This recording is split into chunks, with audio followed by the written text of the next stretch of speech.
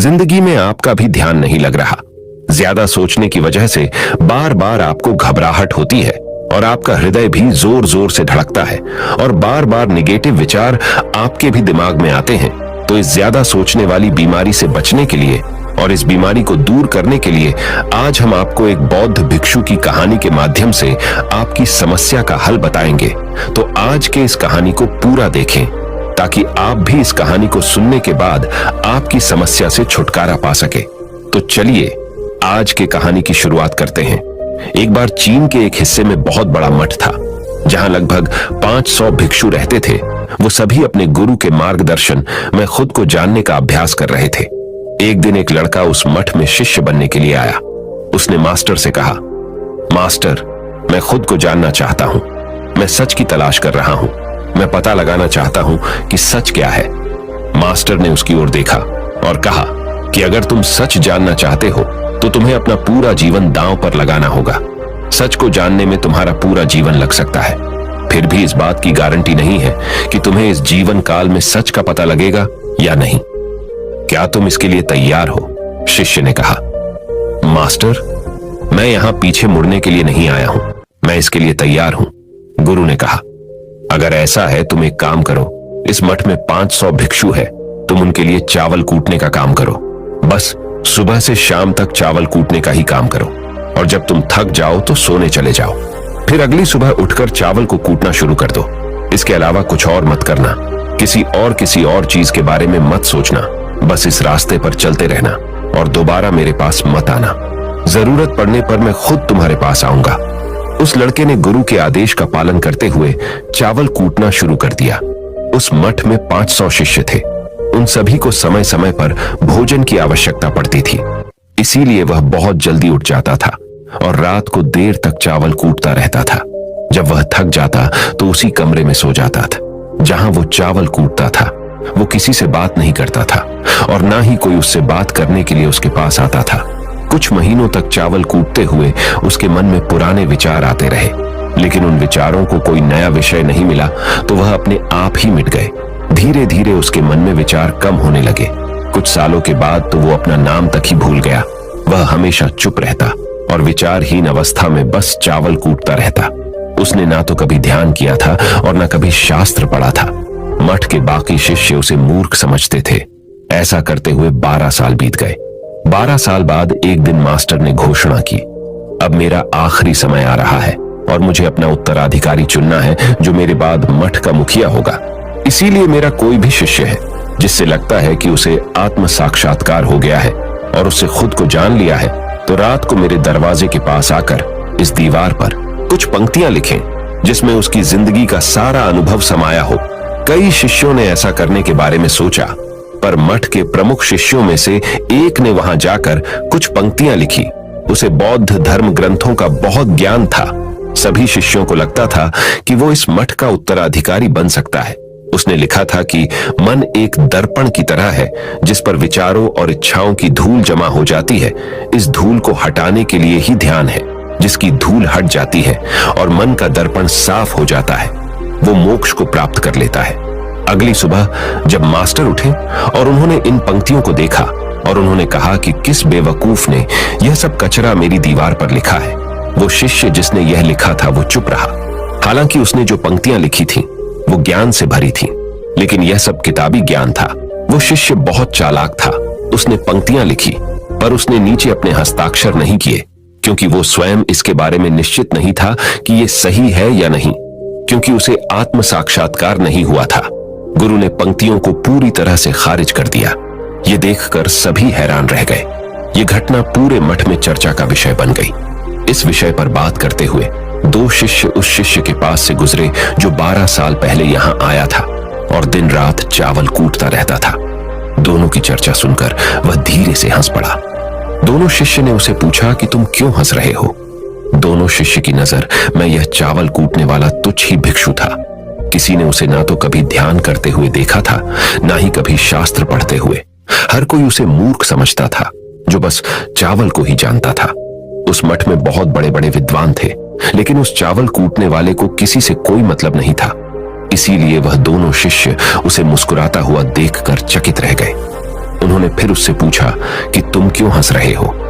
उसने जवाब दिया, मैं इसीलिए हंसा कि मास्टर सही बोल रहे हैं, यह सब पंक्तियां कचरा है, इन पंक्तियों का कोई मूल्य नहीं है। वो दोनों शिष्य चौंक गए। उन्होंने उसे पूछा कि क्या तुम ऐसी पंक्तियां लिख सकते हो जो इससे भी बेहतर हो। चावल पीसने वाले ने जवाब दिया, नहीं, क्योंकि मैं अनपढ़ हूं, लेकिन हां, मैं कुछ पंक्तियां कह सकता हूं। अगर तुमने उन पंक्तियों को तुम लिख सकते हो तो मैं तुम्हारे साथ जाने के लिए तैयार हूं। उन दोनों शिष्यों ने कहा, ठीक है। वे मास्टर के कमरे के पास गए और चावल कूटने वाले ने कुछ पंक्तियां बोली और दूसरे शिष्य ने उस दीवार पर लिख दिया और उन पंक्तियों के नीचे लिख दिया कि चावल कूटने वाला। उन्हें लगा कि मास्टर इस पर भी गुस्सा करेंगे। जो पंक्तियों उसने लिखने के लिए कहा था बहुत अद्भुत थी और वो पंक्तियां थी, मन तो बस एक का भ्रम है ना, तो मन है, ना ही मन का कोई दर्पण है, और जब मन ही नहीं है तो धूल कहां ठहरेगी। जो ये जानता है वो सच को जान गया। जब गुरु ने ये पंक्तियां देखी तो वे आधी रात को उठे और चावल कूटने वाले के पास गए। वह सो रहा था। मास्टर ने उसे जगाया और कहा कि ये लो, मेरी छड़ी और मेरे वस्त्र ले लो।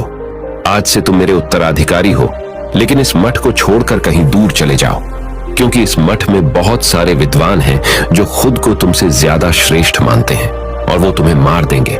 वो इस बात को बर्दाश्त नहीं कर सकते कि एक साधारण सा चावल कूटने वाला उनसे ज्यादा विद्वान निकला।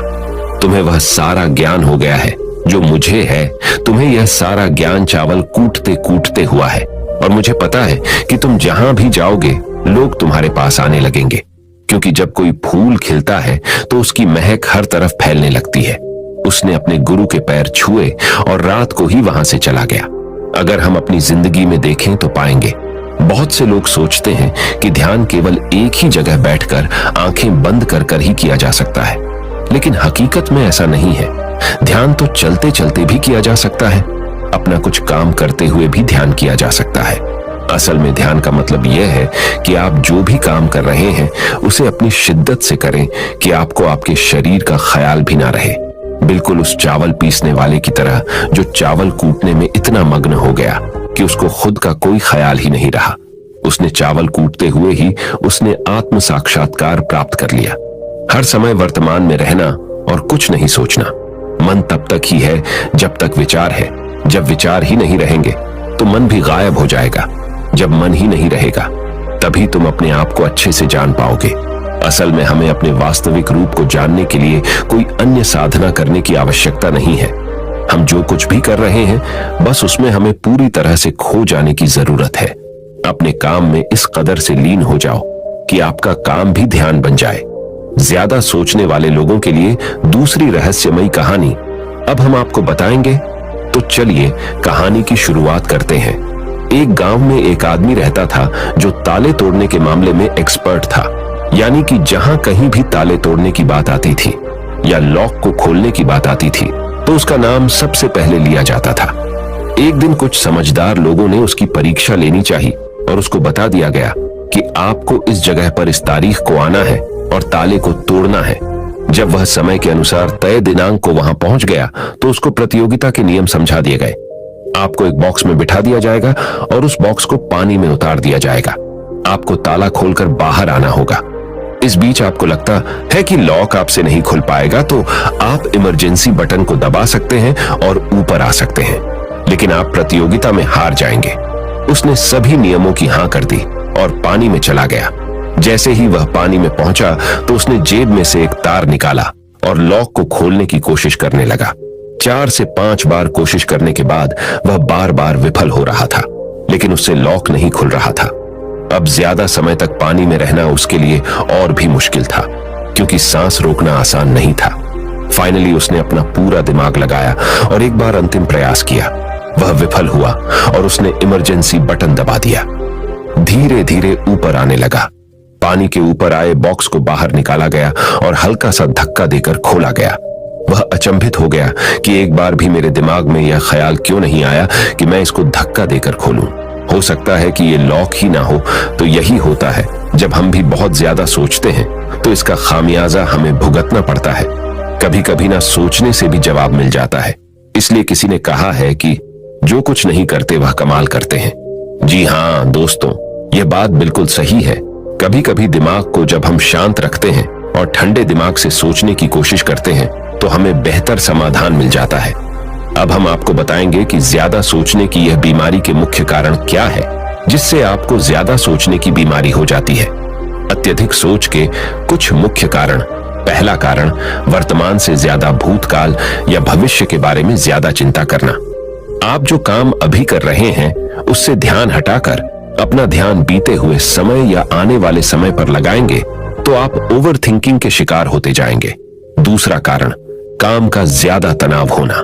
जब वर्कलोड ज्यादा होता है तो दिमाग भी तेजी से चलने लगता और यह तनाव का रूप ले लेता है और दिमाग में वो विचार भी आने लगते हैं तो काम से संबंधी नहीं है और लोग ओवर थिंकिंग के शिकार हो जाते हैं। तीसरा कारण, डर का बना रहना। जब व्यक्ति के अंदर डर होता है, जैसे नौकरी छूट जाने का डर, प्रमोशन न होने का डर, काम में असफल हो जाने का डर, पैसे न मिलने या डूब जाने का डर, व्यक्ति इस डर को लेकर कल्पना करता रहता है। भले ही ऐसा न होने वाला हो, लेकिन धीरे धीरे यह डर उसे जरूरत से ज्यादा सोचने पर मजबूर कर देता है। चौथा कारण, कॉन्फिडेंस की कमी। जब व्यक्ति में किसी काम को करने के प्रति उलझन बनी रहती है तो कॉन्फिडेंस कम होता जाता है, जिसके चलते नकारात्मक विचार दिमाग को घेरना शुरू कर देते हैं और व्यक्ति ज्यादा सोचना और चिंता करना शुरू कर देता है। पांचवा कारण, चीजों के बारे में सकारात्मक से ज्यादा नकारात्मक विचार।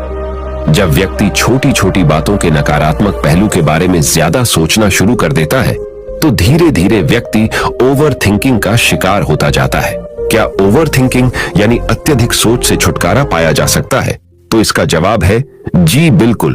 ओवर थिंकिंग यानी अत्यधिक सोच से छुटकारा पाया जा सकता है, हालांकि थोड़ा समय लग सकता है, लेकिन यदि आप नीचे दिए स्टेप्स को फॉलो करते हैं तो आप ओवर थिंकिंग की प्रॉब्लम से यकीनन छुटकारा पा सकते हैं। तो आइए जानते हैं कि ओवर थिंकिंग की समस्या से छुटकारा कैसे पाएं। ओवर थिंकिंग यानी अत्यधिक सोच से छुटकारा पाने के उपाय। ये सब जानते हैं कि पहले विचार दिमाग में आता है, फिर वो क्रिया का रूप लेता है। हमें कोई भी काम सोच समझकर करना बहुत जरूरी है, पर किसी काम को लेकर जरूरत से ज्यादा सोचना और वो बातें भी सोचना जो काम से संबंधित नहीं है, आपको और आपके काम दोनों को नुकसान पहुंचाता है। तो थिंकिंग प्रॉब्लम नहीं है, बल्कि ओवर थिंकिंग प्रॉब्लम है और इसे कम करना जरूरी है। तो आइए जानते हैं ओवर थिंकिंग यानी अत्यधिक सोच से छुटकारा या कम करने के उपायों का। पहला उपाय, स्वीकार करें कि आप जरूरत से ज्यादा सोचते हैं। इस बात को मन से स्वीकार करें कि आप ज्यादा सोचते हैं और आपको ऐसा नहीं करना है। जब आप इस बात को स्वीकार कर लेंगे तो आप इससे छुटकारा पाने के लिए अपने आप को तैयार कर लेंगे। आप ओवर थिंकिंग को लेकर जागरूक हो जाएंगे। जब भी आपको लगे कि दिमाग में फालतू विचार चल रहे हैं, तुरंत उसे वहीं रोक दो और ये सोचना शुरू करो कि आपने सोचना कहां से शुरू किया था। तब आपको मालूम होता जाएगा कि आप कितनी फालतू की बातें सोचकर अपना समय और शक्ति बर्बाद कर रहे हैं। दूसरा उपाय, हमेशा सकारात्मक सोचने की कोशिश करें। क्या गलत हो सकता है कि जगह क्या अच्छा हो सकता है। सोचें। नकारात्मक विचार डराते हैं और आपका दिमाग चिंता से दौड़ने लगता है। जब आप उन नकारात्मक चीजों पर ध्यान केंद्रित करने लगते हैं जो कहीं हो गई, तो तब आप दिमाग के गुलाम हो जाते हैं। लेकिन जब आप सकारात्मक रूप से सोचते हैं तो दिमाग आपका गुलाम होता है। सकारात्मक रहने का मतलब यह नहीं है कि आप चीजों के सिर्फ एक पहलू को देखें, बल्कि सही और गलत दोनों पहलुओं को देखना जरूरी है। पर केवल नकारात्मक सोचना या ज्यादा नकारात्मक विचार आपको अनुचित सोचने पर मजबूर कर देते हैं। तीसरा उपाय, योग, ध्यान और व्यायाम करें। योग, ध्यान और व्यायाम मस्तिष्क और शरीर को स्वस्थ रखते हैं। ध्यान काफी लाभदायक है, इसे अपने जीवन का हिस्सा बनाएं। चौथा उपाय, वर्तमान क्षण में जीने की कोशिश करो। कभी कभी लोग बीती हुई बातों या घटना के बारे में ही सोचते रहते हैं और तनाव में आ जाते हैं। इसी प्रकार जो समय आने वाला है उसे लेकर भी इतनी चिंता करते हैं कि तनाव में रहते हैं। तनाव में दिमाग हावी हो जाता है और फालतू बातें सोचने लगता है। जो समय बीत गया है उससे सीख लो, जो आने वाला है उसकी तैयारी करो। लेकिन यह आप तभी कर सकते हैं जब आप वर्तमान में रहें। इसलिए आप जो अभी कर रहे हैं तो पूरा ध्यान उसी पर लगाओ। पांचवा उपाय, जो बात आपको परेशान कर रही है उसे लिख लें। आपके सोचने के तरीके और आपके महसूस करने के तरीके के बीच एक मजबूत संबंध है। आपके सोचने का तरीका आपकी भावनात्मक स्थिति को प्रभावित करता है और आपकी भावनात्मक स्थिति आपके सोचने के तरीके को प्रभावित करती है। तो जो बात आपको परेशान कर रही है उसे लिख लें। अब उस बात के बारे में यह लिखें कि यह आपको क्यों परेशान कर रही है। अब अपने आप से प्रश्न करें कि क्या इस समस्या का हल परेशान रहना है। यदि नहीं तो उसका हल ढूंढें, और यही इसका कोई हल नहीं है तो परेशान रहने और सोचते रहने से क्या होगा। जब धीरे धीरे आप ऐसे करेंगे तो इस चीज की आपको आदत पड़ी ढहती जाएगी और आप अनावश्यक सोचना बंद कर देंगे। छठा उपाय, अपनी भावनाओं का नियंत्रण रखो। भावनाओं पर नियंत्रण रखने का मतलब यह बिल्कुल भी नहीं है कि आप अपनी भावनाओं को दबाएं, लेकिन आपको अपनी भावनाओं पर नियंत्रण रखना होगा। जब आप अपनी भावनाओं पर नियंत्रण रखते हैं तो हकीकत को देख पाते हैं। अनियंत्रित भावनाएं दिमागी विचारों को बेफजूल गति प्रदान करती हैं। सातवां उपाय, चिंता नहीं चिंतन करें। चिंता ओवरथिंकिंग को जन्म देती है और चिंतन क्रिएटिविटी को जन्म देता है। फालतू सोचने की जगह कोई कहानी, कोई लेख, कविता या कुछ रचनात्मक सोचें। आठवां उपाय, अपने पसंद की चीजें करें। जब भी आप फ्री हो तो कोई भी ऐसा काम करो जिसे करना आपको अच्छा लगता हो। किताबें पढ़ें, गाने सुने, गाने गाएं, घूमने जाएं। यदि आपके घर में बच्चे हैं तो बच्चों के साथ खेलें। अपने दोस्तों से साथ समय व्यतीत करें। नौवां उपाय, अपना सर्वश्रेष्ठ स्वीकार करें।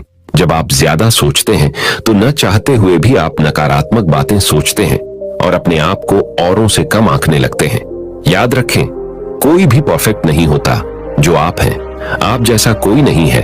लोग क्या कहते हैं इस पर ध्यान देने की बजाय अपना सर्वश्रेष्ठ स्वीकार करें, अपने ज्ञान को बढ़ाते रहें और पॉजिटिव रहें। 10वां उपाय, मन को शांत रखें। आधुनिक जिंदगी भाग दौड़ा और तनाव भरी है। अधिकतर लोगों के साथ तनाव में बने रहना इतना सामान्य हो जाता है कि उन्हें इस बात का पता ही नहीं चलता कि धीरे धीरे तनाव उनके मानसिक और शारीरिक स्वास्थ्य पर बुरा प्रभाव डाल रहा है। जब मन अशांत होता है तब नकारात्मक और बेफिजूल के विचार हमारे दिमाग में घर करने लगते हैं। यदि आप ओवरथिंकिंग से छुटकारा पाना चाहते हैं तो अपने मन को शांत रखें। आपके सोच को बदल देने वाली 3 कहानियां अभी हम आपके सामने प्रस्तुत कर रहे हैं, तो इसे ध्यान से सुने। यह आपकी जिंदगी बदल लेंगे। पहली कहानी, चमकीले नीले पत्थर की कीमत। एक शहर में बहुत ही ज्ञानी प्रतापी साधु महाराज आए हुए थे। बहुत से दीन दुखी परेशान लोग उनके पास उनकी कृपा दृष्टि पाने हेतु आने लगे।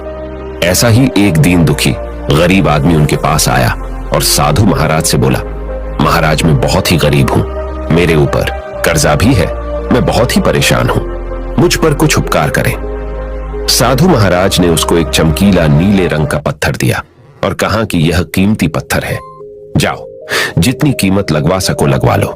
वो आदमी वहां से चला गया और उसे बचने के इरादे से अपने जान पहचान वाले एक फल विक्रेता के पास गया और उस पत्थर को दिखाकर उसकी कीमत जाननी चाहिए। फल विक्रेता बोला, मुझे लगता है ये नीला शीशा है, महात्मा ने तुम्हें ऐसे ही दे दिया है। हाँ, यह सुंदर और चमकदार दिखता है, तुम मुझे दे दो, इसके मैं तुम्हें 1000 रुपए दे दूंगा। वो आदमी निराश होकर अपने एक अन्य जान पहचान वाले के पास गया जो कि एक बर्तनों का व्यापारी था। उनसे उस व्यापारी को भी वो पत्थर दिखाया और उसे बेचने के लिए उसकी